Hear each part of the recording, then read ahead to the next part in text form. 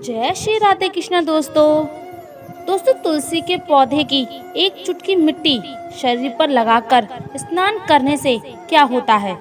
क्यों लगानी चाहिए महिलाओं को अपने शरीर पर मिट्टी, खासकर गर्भवती महिलाओं को? जानिए तुलसी के पौधे के जड़ के पास की मिट्टी में ऐसा क्या होता है जो वे इतनी चमत्कारिक है। इस विषय में एक बहुत ही प्राचीन इतिहास कहा गया है। इस प्राचीन कथा का वर्णन अनेकों पुराणों में किया गया है। इस कथा में तुलसी के पौधे की मिट्टी का महत्व समझाया गया है, इसलिए आप इस प्राचीन कथा को ध्यान से सुने। इस कथा को सुनने मात्र से ही कोटि कोटि पाप जलकर भस्म हो जाते हैं।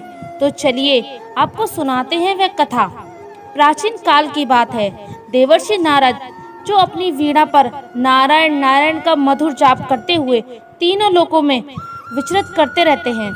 एक दिन अत्यंत उल्लासित हृदय से वैकुंठ लोक जाने के लिए तैयार हुए। उनकी इच्छा थी कि वह वहां पहुंचकर वह स्वयं भगवान श्री हरि विष्णु और देवी लक्ष्मी के दर्शन करें, उन्हें प्रणाम करें और उनका आशीर्वाद प्राप्त करें। देवर्षि नारद सत्य, भक्ति और ज्ञान के अद्वितीय का स्वरूप थे। वह अक्सर भगवान विष्णु की महिमा का प्रचार प्रसार करते रहते थे, परंतु इस बार उन्हें एक नया अनुभव प्राप्त करने की आकांक्षा थी। भगवान विष्णु और देवी लक्ष्मी के दर्शन का विशेष लाभ वैकुंठ, जहां अनंत सुख और शांति का वास है, अद्भुत आभा से मंडित था। द्वारपाल जय विजय सहित अनेकों दिव्य द्वारपाल वहां तैनात दिखाई देते थे। नारद जी जब वैकुंठ लोक की ओर बढ़े तो उन्होंने सबसे पहले द्वारपालों का अभिवादन किया। द्वारपालों ने मुस्कुराते हुए नारद जी को नमन किया और उनका स्वागत किया। नारद जी ने मधुर वाणी से कहा, हे द्वारपालों, मैं भगवान विष्णु और माता लक्ष्मी के दर्शन की इच्छा रखता हूँ, कृपया मेरा मार्ग प्रदर्शित कीजिए। द्वारपाल जय के साथ हाथ जोड़कर उत्तर दिया, आपको हमारा प्रणाम, किंतु हमें खेद है कि भगवान विष्णु और माता लक्ष्मी इस समय वैकुंठ में विराजमान नहीं हैं। वे किसी कार्यवश अभी कुछ समय पूर्व यहाँ से प्रस्थान कर गए हैं। नारद जी ये सुनकर आश्चर्य में पड़ गए। मन ही मन सोचने लगे, भगवान विष्णु और माता लक्ष्मी तो सदा वैकुंठ में ही विराजते हैं, फिर ऐसा कौन सा कार्य आ पड़ा कि वे यहाँ नहीं हैं। हालांकि नारद जी को थोड़ा विस्मय हुआ, किंतु वे अपना धैर्य नहीं खोए। उन्होंने प्रेम पूर्वक द्वारपाल से पूछा, हे विजय, क्या तुम्हें ज्ञात है कि प्रभु कहाँ गए हैं?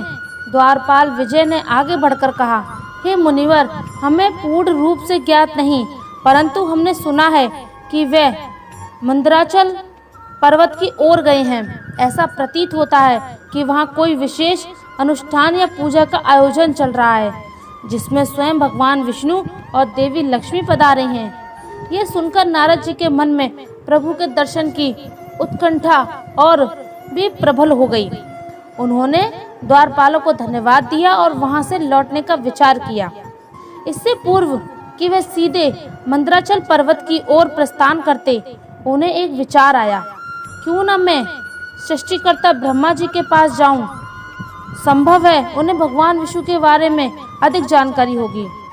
ऐसा मन में ठानकर वे ब्रह्मलोक की ओर चल पड़े।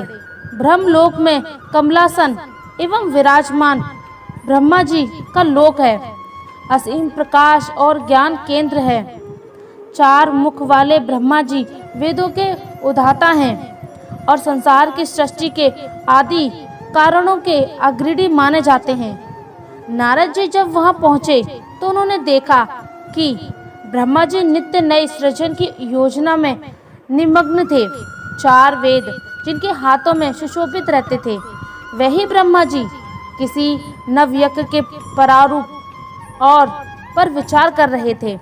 नारद जी ने कोमल स्वर में पुकारा, हे जगत पिता ब्रह्मा जी, मैं नारद आपके दर्शन के लिए आया हूँ। कृपया मुझे बताइए कि भगवान विष्णु कहाँ विराजमान हैं। मैं उनसे भेंट करना चाहता हूँ, परंतु वैकुंठ में तो वे इस समय उपस्थित नहीं हैं। ब्रह्मा जी ने अपनी चतुर्मुखी दृष्टि नारद जी पर डाली और भाव से मुस्कुराते हुए बोले, पुत्र नारद, तुम्हारा स्वागत है। तुम्हें देखकर मुझे अत्यंत प्रसन्नता हुई। भगवान विष्णु के दर्शन की तुम्हारी इच्छा अत्यंत शुभ है। मुझे विदित हुआ है कि वे देवी लक्ष्मी सहित मंदराचल पर्वत की ओर गए हैं। वहाँ कुछ दिव्य क्रिया संपन्न हो रही हैं, जिसमें तुलसी के पौधे का महत्व स्थान है। नारद जी ने हाथ जोड़कर विनम्रता पूर्वक प्रश्न किया, भगवान, आपके मुख से मैं ये सुन रहा हूँ कि वहाँ तुलसी के पूजन का बड़ा ही विशिष्ट आयोजन चल रहा है। कृपया आप मुझे बता सकते हैं कि वे ऐसा कौन सा अनुष्ठान किया जा रहा है? ब्रह्मा जी ने उत्तर दिया, पुत्र, भगवान विष्णु अत्यंत सहज और भक्तवत्सल हैं। जहाँ भी श्रद्धा और भक्ति के साथ उनका पूजन होता है, वह वहीं विराजते हैं।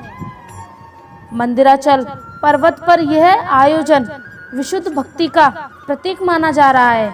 मैंने सुना है कि देवी लक्ष्मी और वह वहाँ किसी दिव्य रत्न तुलसी मंत्र के जप तथा पूजन में लगे हैं। तुम तुरंत वहाँ जाओ, तभी तुम्हें अनेक और उनके दर्शन का सौभाग्य प्राप्त होगा। फिर नारद जी ने कृतज्ञता पूर्वक ब्रह्म जी को प्रणाम किया और मंदराचल पर्वत की ओर प्रस्थान किया। उनके मन में बड़ी उत्सुकता थी कि वे आखिर मंदराचल पर कैसे कहाँ जाएं और क्या हो रहा होगा, जिसके लिए स्वयं भगवान विष्णु और देवी लक्ष्मी के वैकुंठ छोड़ दिया। मंदिराचल पर्वत का सौंदर्य अनुपम था। ऊंचे ऊंचे वृक्ष, चारों ओर बहने वाली सुरमय वायु, विविध पुष्पों की मनमोहक सुगंध, ये सब वातावरण को एक अलौकिक रूप प्रदान कर रहे थे। पर्वत की तलहटी के किनारे नदियों का मधुर निनाद हो रहा था, मानो वे स्वयं भगवान का कीर्तन कर रही हों। नारद जी ने पर्वत श्रृंखलाओं को पार करते हुए ऊपर की ओर बढ़ना प्रारंभ किया। प्रत्येक चरण के साथ उन्हें ऐसा प्रतीत हो रहा था मानो कोई दिव्य आकर्षण उन्हें बुला रहा हो। कुछ दूर जाने पर उन्हें एक दिव्य ज्योति की आभा दिखी। पास जाके देखा तो वे भगवान शिव गहन तपस्या में लीन थे। उनकी जटा से गंगाजल अवतरित हो रहा था। उनका शरीर भस्म से अलंकृत था और रुद्राक्ष की मालाएं उनके गले में भुजाओं को सुशोभित कर रही थीं। नारद जी ने मन ही मन सोचा, महादेव स्वयं यहाँ तपस्यारत हैं। अवश्य यहाँ कोई विशेष कारण होगा। वे धीरे धीरे आगे बढ़े और सम्मान पूर्वक भगवान शिव के समक्ष पहुँचे। उन्होंने विनम्रता से हाथ जोड़े और कहा, नारायण नारायण, हे महादेव, मैं नारद आपको प्रणाम करता हूँ। आप तो त्रिलोक के सर्वज्ञ हैं। मुझे ये ज्ञात हुआ है कि भगवान विष्णु और देवी लक्ष्मी यहाँ आए हैं, परंतु अभी तक मुझे उनका कोई दर्शन नहीं मिला। क्या आप कृपया करके मुझे बता सकते हैं कि वे यहाँ कहाँ विराजमान हैं? भगवान शिव ने अपनी आंखें खोलकर नारद जी को देखा। उनके मुखमंडल पर परम शांति का वास था। भ्रुकुटी थोड़ी दूर ऊपर उठी, मानो वह नारद जी का आगमन पहले से ही जानते थे। उन्होंने मधुर वाणी से कहा, हे देवर्षि नारद, तुम्हारा यह आगमन अत्यंत शुभ है। मैं तुम्हारा स्वागत करता हूँ। भगवान विष्णु और माता लक्ष्मी वास्तव में इस पर्वत के समीप ही विद्यमान हैं। वह पार्थ में बने एक रमणीय कुंज में तुलसी के पौधे का पूजन कर रहे हैं। यदि तुम आगे जाओगे तो तुम्हें उनके दर्शन निश्चय ही प्राप्त होंगे।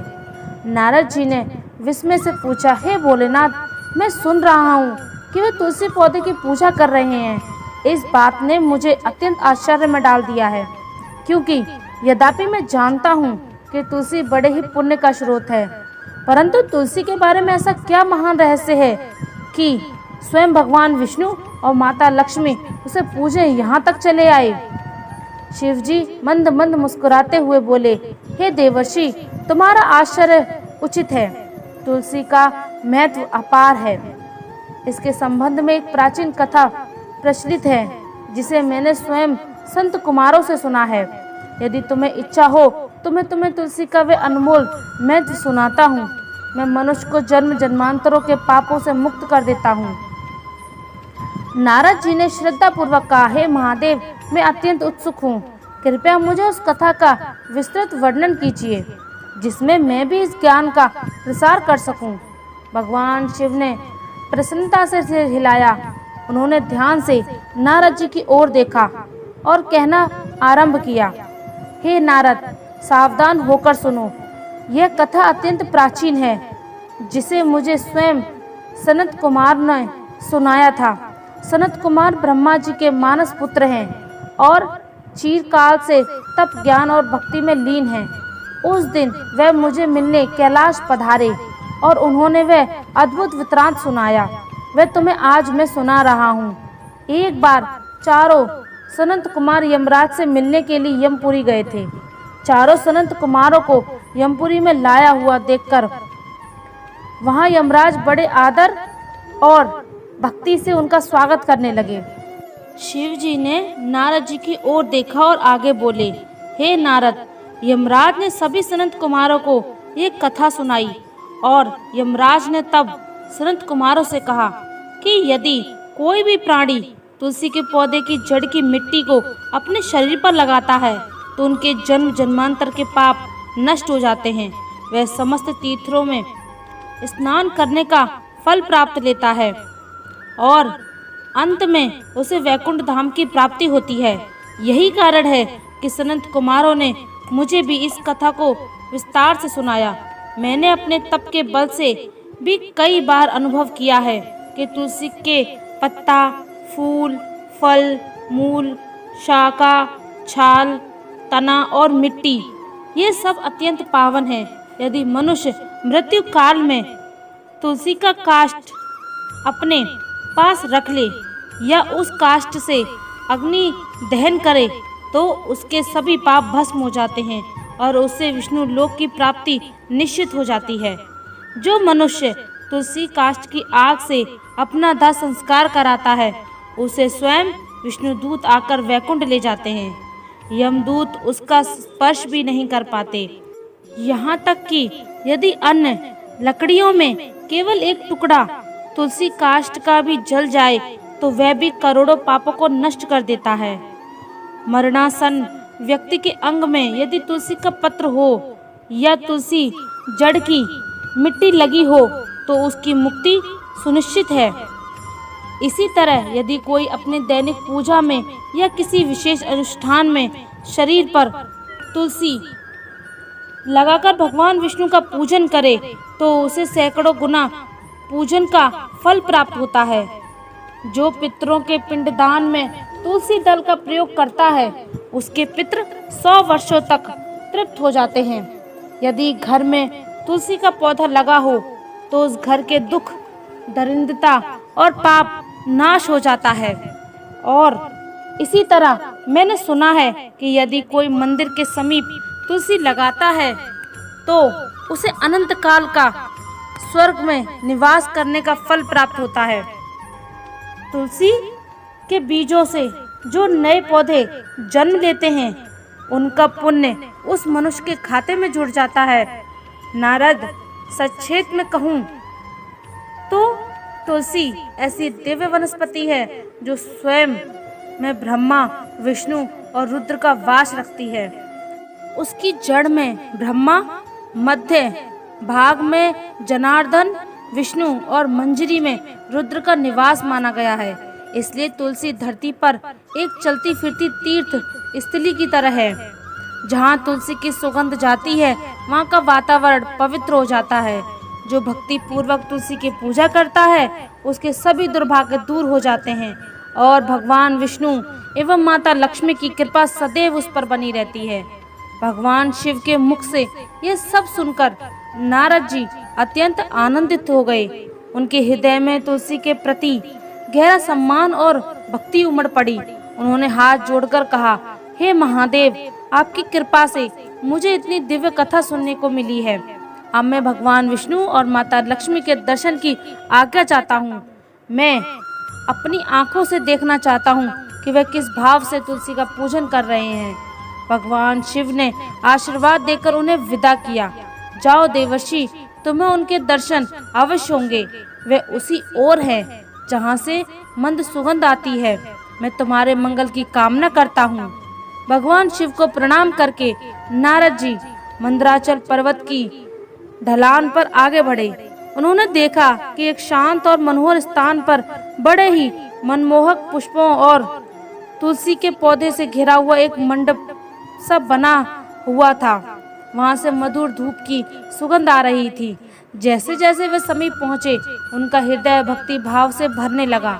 वीणा स्वयं नारायण नारायण का गान करने कर ली, मानो प्रसन्नता के अतिरेक में स्वर फूट रहे हों। कुछ ही क्षणों में नारद जी ने देखा कि वहां भगवान विष्णु शंख चक्र गदा पद्म धारण किए हुए और उनकी बगल में देवी लक्ष्मी अनुपम सौंदर्य की प्रतिमूर्ति। नारद जी को देखते ही देवी लक्ष्मी ने मुस्कुराकर उनका स्वागत किया। भगवान विष्णु ने हाथ उठाकर उन्हें आशीर्वाद दिया और प्रेम पूर्वक वाणी से कहा, आइए देवर्षि, तुम्हारा स्वागत है।